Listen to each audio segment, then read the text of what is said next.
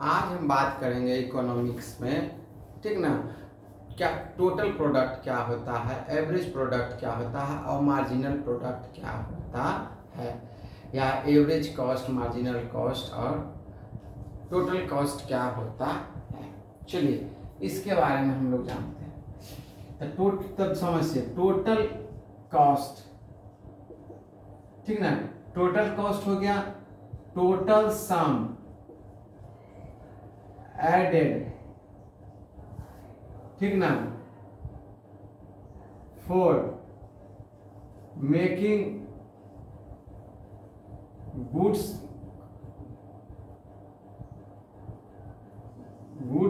For sales, ठीक ना।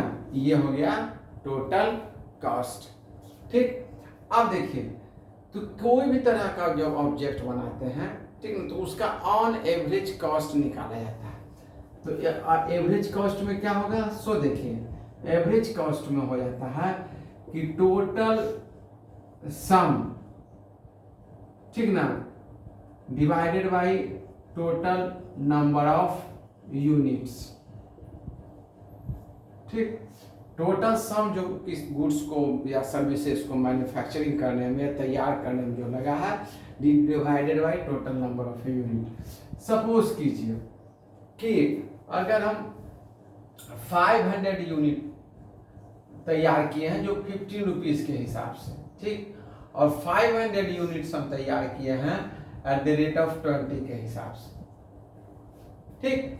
अब देखिए, तो अगर 15 के हिसाब से हम तैयार किए हैं तो 7500 हो गया, और अगर और कुछ मतलब और टोटल 5 लास्ट का जो 500 यूनिट्स तैयार किए हैं उसमें 10,000, टोटल 1700, 5000, यानी कि ये हो गया आपका टोटल सम हो गया।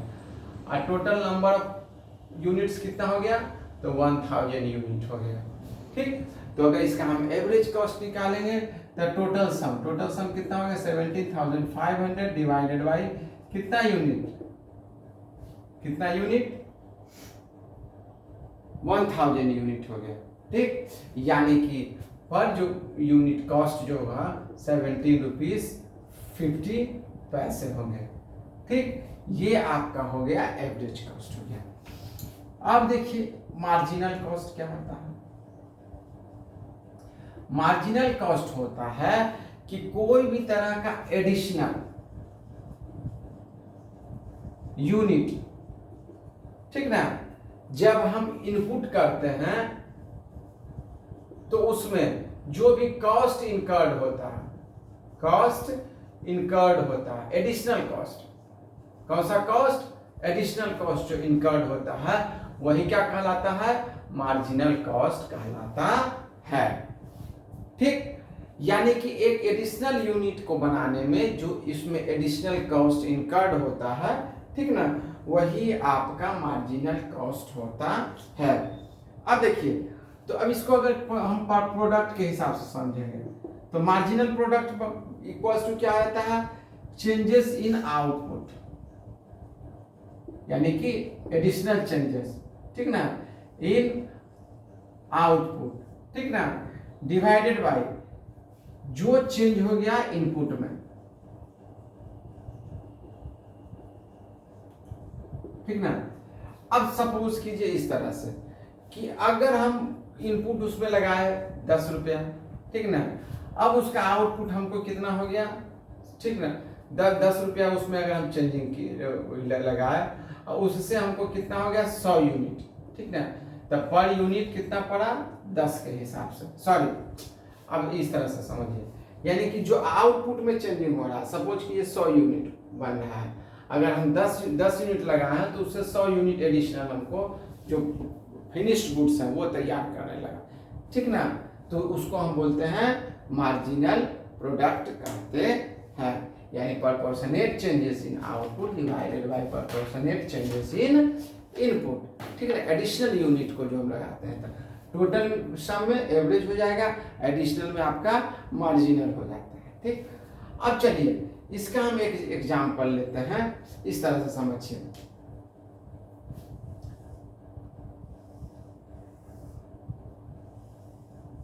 इसको हम एक इस तरह से समझते हैं कि टोटल प्रोडक्ट क्या है, total product, average product and marginal product. ठीक, ये जो आपका हो गया, ये आपका हो गया लेबर।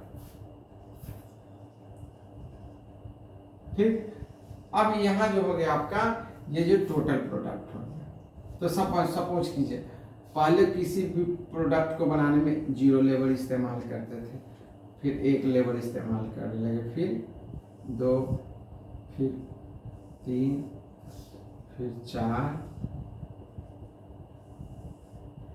6। ठीक, अब देखिए कोई लेबर नहीं है तो सपोज कीजिए टोटल प्रोडक्शन भी कितना है, 0 है। अगर 1 लेबर लगा है तो उसका प्रोडक्शन कितना होने लगा, 10 हो गया। 2 लेबर लगा है तो सपोज कीजिए उसका प्रोडक्शन कितना हो गया, 24 हो गया। 3 लेबर अगर लगा है तो उसका प्रोडक्शन कितना हो गया, 40। 4 लगा है तो 50 हो गया। 5 लगा है तो कितना हो गया, ठीक ना, 56 हो गया। 6 लगा है तो 57। एक एडिशनल और बनाते हैं जो बाद में इसको समझाया जाएगा, समझेंगे इसको। ये निगेटिव किस तरह से मार्जिनल होता है प्रोडक्ट, उसके बारे में हम समझेंगे। अब देखिए तो इसका मार्जिनल प्रोडक्ट कितना होगा, तो पहले तो ये यहाँ तो 0 का 0 ही होगा, यहाँ मार्जिनल प्रोडक्ट 10 होगा। जब 2 लेबर हम लगाए यूज किए तो यहाँ मार्जिनल प्रोडक्ट कितना हो गया, 14। 3 लेबर लगाए, मार्जिनल प्रोडक्ट कितना हो गया, 10। ठीक, यानी सॉरी 16। ठीक, एक एडिशनल फिर बढ़ा तो 10 हो गया, फिर 6 हो गया, फिर 1 हो गया। ठीक, एवरेज प्रोडक्ट की जब हम बात बोलेंगे, एवरेज प्रोडक्ट की बात बोलते हैं, तो देखिए यहाँ तो 0 हो जाएगा, एक प्रोडक्ट है तो 10 हो जाएगा, 2 है तो कितना हो जाएगा, 12। 24 डिवाइडेड बाई 2। यहाँ कितना है, 3 है तो कितना हो जाएगा, 13.33। 40 डिवाइडेड बाई 3। ठीक, 50 है, 50 डिवाइडेड बाई 4 यानी 12.5। ठीक, 56 है यानी 56 डिवाइडेड बाई 5 तो कितना होगा, 11 पॉइंट कितना हो जाएगा, 2 है ना। उसके बाद 6 है तो यहाँ पर कितना हो जाएगा, यहाँ पर हो जाएगा 57 डिवाइडेड बाई 6, 9 पॉइंट कितना हो जाएगा, 5 है ना। ये आपका एवरेज प्रोडक्ट है। ठीक, अब देखिए जब इसको हम ग्राफ पर शो करते हैं तो फिर देखिए कि इसका क्या कंडीशन होता है। ठीक, ये हमारा आउटपुट हो गया। ठीक, आउटपुट क्या है, 10, 20, 30, 40, 50, 60। ठीक, अब देखिए इसके बाद इसमें लेबर कितना है, तो 1, 2, 3, 4, 5, 6, एक 7 का भी यहाँ कंसेप्ट देंगे, लेकिन अभी यहाँ फिलहाल समझना। तो जब 0 था तो 0, जब एक ही पहले टोटल प्रोडक्ट के बारे में हम समझेंगे। जब इसमें 1 लेबर हम यूज किए तो यहाँ पर कितना हो गया, 10 हो गया। ठीक, उसके बाद 2 लेबर इस्तेमाल किए तो कितना हो गया, सपोज के यहाँ 24। ठीक, 3 लेबर इस्तेमाल किए तो यहाँ कितना हो गया, 40। ठीक, जब 4 लेबर इस्तेमाल किए तो यहाँ कितना हो गया, 50। ठीक, अच्छा उसका 5 लेबर इस्तेमाल किए तो कितना हो जाएगा, 56। सपोज कीजिए यही 56 है, 55 थोड़ा सा उससे ऊपर। जब 6 यूज किए तो कितना हो गया, 57। ठीक, 57। ठीक, अब देखिए ये जब टोटल प्रोडक्ट का जब हम कर्व बनाएंगे तो ये इस तरह से बनेगा। ठीक, ये आपका क्या हो गया, टोटल प्रोडक्ट का कर्व हो गया। अब अगर मार्जिनल प्रोडक्ट का कर्व बनाएंगे तो क्या होता है ये समझिए। 0 का तो 0 ही है उसके बाद डायरेक्ट यहाँ 10, ठीक। अब 10 के बाद कितना हो गया 14, जैसे ही 2 पर जाएंगे तो यहाँ 14, 3 पर गए तो 16, ठीक। उसके बाद 4 पर गए तो फिर यहाँ कितना हो गया ये 10, 5 पर गए तो 6, सपोज कीजिए ये 5 है, 5 के ऊपर 6 है, 6। उसके बाद 6 पर गए तो कितना हो गया 1, ठीक। यहाँ सपोज कीजिए 1। अब देखिए अगर यहाँ 7 एक एडिशनल तो हो तो क्या हो जाता है, यहाँ पर 54 हो गया, तो यहाँ मार्जिनल प्रोडक्ट कितना हो गया -3 हो गया। यानी कि जब 7th लेवल का जब हम इस्तेमाल करने लगे तब वहाँ पर क्या चला गया ये नेगेटिव में 7, यहाँ पर सपोज कीजिए -3 है, ठीक ना, ये हो गया आपका -3, ठीक। तो देखिए जब मार्जिनल प्रोडक्ट हम तैयार करेंगे तो समझते जाइएगा, ये बहुत इंपॉर्टेंट है। आगे आप इकोनॉमिक्स का सारा टॉपिक्स में यही आपका ग्राफ चलेगा, जो आप लोग के लेवल का सिस्टम रहेगा, ठीक।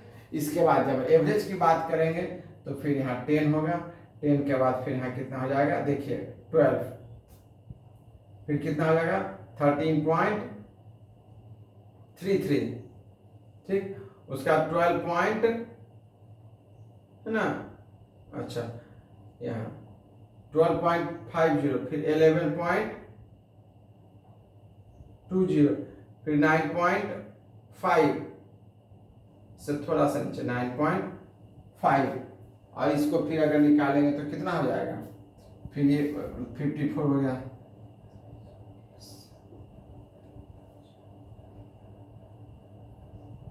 7.7 हम मानकर चलते हैं, तो यहाँ पर हम इसको लेकर चलते हैं 7.7 इस तरह से। यानी ये जो आपका एवरेज प्रोडक्ट है वो किस तरह से जाएगा, वो यहाँ से ऐसे होते हुए इस तरह से जाएगा। ये आपका एवरेज प्रोडक्ट हो गया, ये मार्जिनल प्रोडक्ट हो गया, और ये टोटल प्रोडक्ट हो गया, ठीक। अब समझिए इसमें टोटल प्रोडक्ट जो है, ठीक ना, वो धीरे धीरे क्या हो जाता है, ये ऊपर की ओर चलता चला जाता है, ठीक। लेकिन याद रखिएगा ये कभी नेगेटिव नहीं होगा, याद रखिएगा। और एवरेज प्रोडक्ट जो होता है, मार्जिनल प्रोडक्ट पहले एवरेज प्रोडक्ट के प्रोपोर्शनेट ज्यादा तेजी से ऊपर जाएगा, फिर उतना ही तेजी से ये नीचे की ओर आता है हमेशा, ठीक। अब देखिए एवरेज प्रोडक्ट में क्या है कि ये एवरेज जो होता है ये ना ही मार्जिनल प्रोडक्ट की अपेक्षा इसमें ज्यादा फ्लेक्सिबिलिटी, फ्लक्चुएशन नहीं होता है, ये नॉर्मल वे में जाता है और नॉर्मल वे में नीचे चला आता है, ठीक ना। अब देखिए इसमें देखिए तो ये आपका हो गया टोटल प्रोडक्ट, ठीक। ये आपका हो गया एवरेज प्रोडक्ट और ये हो गया मार्जिनल प्रोडक्ट, ठीक ना। अब देखिए तो इसमें आपको ये समझना है लॉ ऑफ वेरिएबल प्रोपोर्शन। क्या? लॉ ऑफ वेरिएबल प्रोपोर्शन, ठीक ना। इसमें कहा जाता है कि जब हम कोई भी तरह का प्रोडक्ट जब हम इसमें इनपुट करते हैं, प्रोडक्ट क्या करते हैं, इनपुट करते हैं, ठीक ना, तो एक सर्टेन लेवल तक क्या हो जाता है, ये राइज करता है, ठीक ना। पहले क्या किया, राइज किया, फिर क्या हो जाता है, कांस्टेंट हो जाता है, उसके बाद फिर क्या शुरू हो जाता है, डिक्लाइन होना शुरू हो जाता है। यही आपका लॉ ऑफ वेरिएबल प्रोपोर्शन होता है कि कोई भी प्रोडक्ट जब हम इनपुट डालते हैं, मतलब इसमें लगाते हैं, तो पहले तो तेजी से कॉस्ट बढ़ता है, ठीक, उसके बाद कांस्टेंट हो जाता है, उसके बाद धीरे धीरे वो क्या होना शुरू हो जाता है, डिक्लाइन शुरू हो जाता है, ठीक। तब देखिए जहाँ कांस्टेंट हो जाता है, ठीक ना, इसको हम लोग बोलते हैं कांस्टेंट रिटर्न ऑफ स्केल। इसको क्या बोलते हैं, कांस्टेंट रिटर्न ऑफ स्केल कहते हैं, ठीक ना। जब बढ़ता चला जाता है तो इसको बोलते हैं इंक्रीजिंग रिटर्न ऑफ स्केल, और जब डिक्लाइन शुरू हो जाता है तो डिमिनिशिंग रिटर्न ऑफ स्केल होता है। ठीक, कोई दिक्कत, कोई समस्या? आज का टॉपिक्स ये आपको total product, average product, marginal product पढ़ा बता दिया गया है, लॉ ऑफ वेरिएबल प्रोपोर्शन बता दिया गया है, उसके बाद increasing return of scale, constant return of scale और डिमिनिशिंग रिटर्न ऑफ स्केल समझा दिया गया है। आगे की क्लास में आपको शॉर्ट रन और लॉन्ग रन में जो भी प्रोपोर्शनेट चेंजिंग होगा, ठीक ना, उसके बारे में बताया जाएगा।